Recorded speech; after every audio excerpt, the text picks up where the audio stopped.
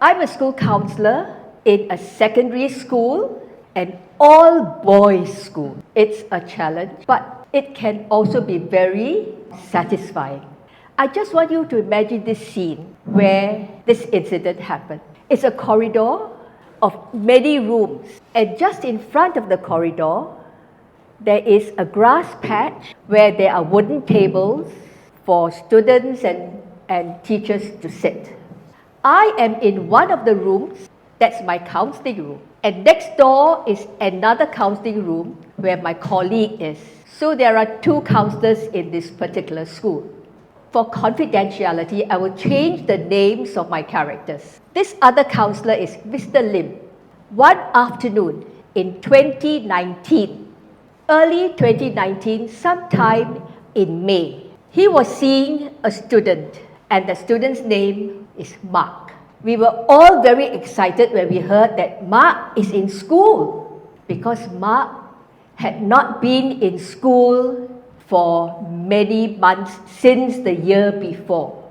In 2018, when he was in secondary 2, he had not been in school for 6 whole months. We would visit him at home, the other counsellor would visit him at home, but he would never want to come to school. So 2019 May, that's about 9 months away from school, and we had this message in our chat group, hey, Mark is back in school. And someone asked, who is this Mark? Oh, no, the Mark, the boy who likes to play with dinosaurs. He had a habit of bringing plasticine to school every day when he was in school, in the whole of Sec 1, and he will be molding dinosaurs and giving the dinosaurs away. That was his pet subject. He would read all about dinosaurs, and he can tell you the different species of the dinosaurs. A very special kid.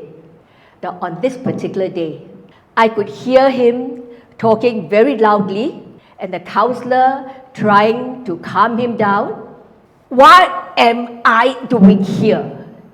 I said I don't want to come to school. And he said some vulgarities about his mother. She's the one that pulled me here today. I want to go home now. And Mr. Lim, the counsellor, said, okay, calm down. I could hear because our rooms were only separated by a wooden door. Okay, calm down, Mark, calm down. When are you going to finish? I hate to be counselled. All you counsellors are busybodies. You ask me so many questions. So Mr. Lim said, okay, Mark, I'll be finished in a while and you can go. Then you can play with your parrot. Mark has this special parrot of his that he brings along with him everywhere he went.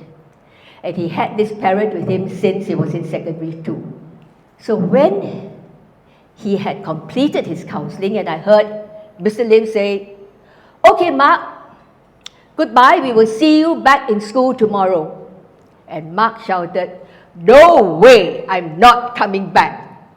He went out of the door and he banged the door.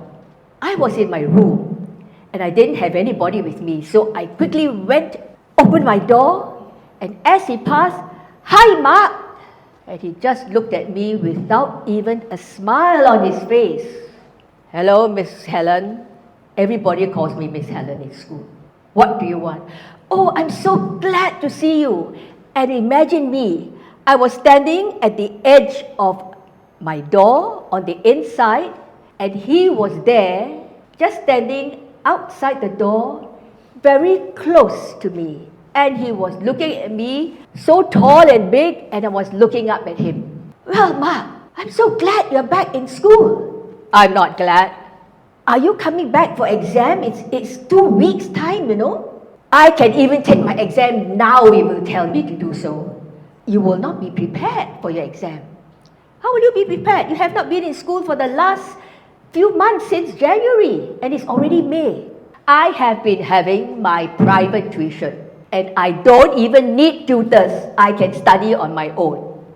You can ask me all about dinosaurs. But your exam is not about dinosaurs. You have your English and your maths and your science. Are you looking down at me? No, I'm not looking down at you. But would it be better for you to go to class Now? Then he turned to look at his parrot and he mumbled something to his parrot. Must be parrot talk. I didn't even understand. Oh, Ma, you can bring your parrot to class with you. And he asked me this question. Why do you care about me? You are not even my counselor. You are such a busybody like all counselors. Why do you care? Well, as a counselor, I care about every student in this school. I even care about the teachers. Even students that I'm not counseling, I care a lot about them. Well, if you have any problems, who cares for you? Oh, God cares for me. And when I said that, he reached his hand out and ran the throat and he choked me. And I tried to pull my hand away. Ma, what are you doing? You have to die because you said God. Now, I shouted, help! And there were 3 colleagues outside behind him. They were so stunned for that moment, they didn't even know how to grab him away from me. And I shouted, grab him!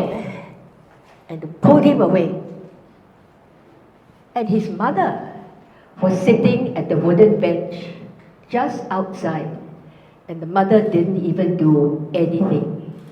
She was so used to her son being like this. And later on, Mr. Lim, the counselor, said, oh, I forgot to tell you, don't mention the name of God. Because he says he hates God for some reason or other. And that's such a shame because it's a Catholic school. We teach them about the love of God, but that didn't come down to him.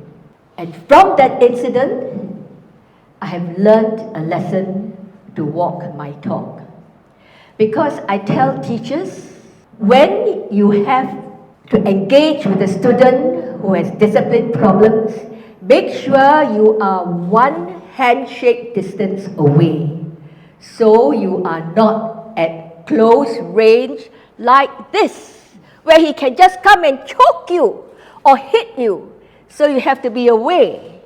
And so if I had remembered that and been at that distance, and if he had come this way, I would have stepped back and I would have been safe. I nearly died, but I'm so glad I didn't. Thank you.